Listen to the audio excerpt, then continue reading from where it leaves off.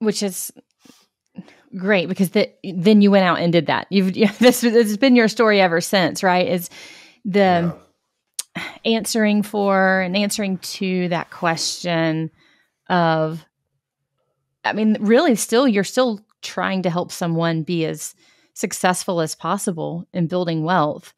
You just kind of exited that highway and got on a different one as a way to approach getting to this end result of helping the investor. Yeah, I mean, the way I think about that is that it's not, I want to use the word broadening the definition of wealth. That's certainly true. Like now when I say use of capital or wealth, like I think real financial planning is aligning your use of capital with what is important to you. That's like my definition of real financial planning. Yeah, right. Like getting those, if those were circles, like getting that as most of the time, those are two independent circles, use of capital, what's important to you, and there's a gap. If we can just get those circles overlapped, and the problem is they go like, sometimes they're like totally overlapped, like Christmas Eve one time I remember like, oh yeah, my use of capital is perfectly aligned. And then the next morning, it's like, who bought all these presents we blew? Like, so it's this never ending like thing. But what I realized was, if we're going to get people, if we just think about the investment problem, if we're going to get people to do something, if we're going to get people to say no to a behavior that feels like if they don't do it, they will die.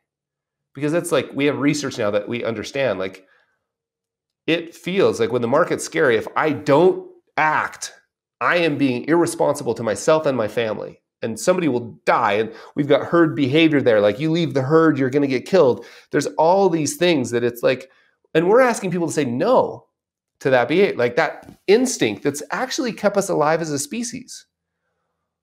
And so if we're going to get them to say no to that, we have to help replace that, in my mind, with like what Stephen Covey always pointed to, a much bigger yes.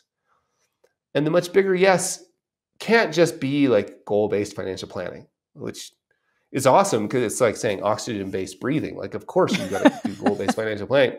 But there's something deeper there. And I think that's where we widen that definition of wealth to include, use of capital, to include money, time, energy, and attention.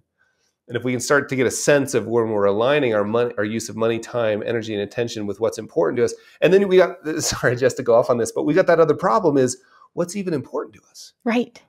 Like we're so bad at that as humans. How do we know that?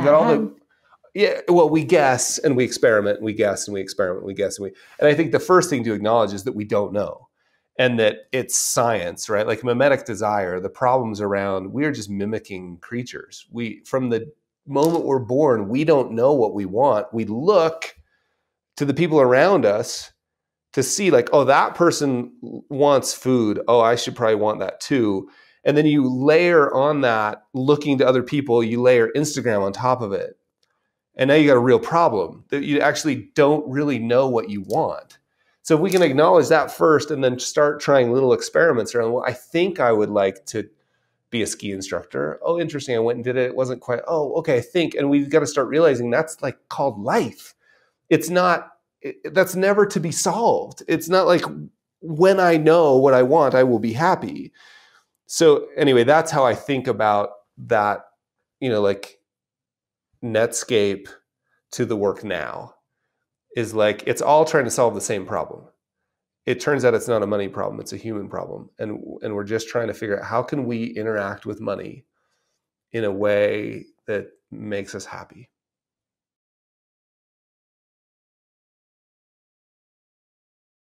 Greetings, Carl Richards here. The clip you just listened to was one of my favorite conversations I've ever had, and it was on the breakthrough factor by my friend Jess Bost. I love talking with Jess because she's so good at asking questions that really matter. Now, I love this conversation with her so much that we cut up a bunch of different clips. You've listened to one. If you'd like to get more, just follow the instructions below.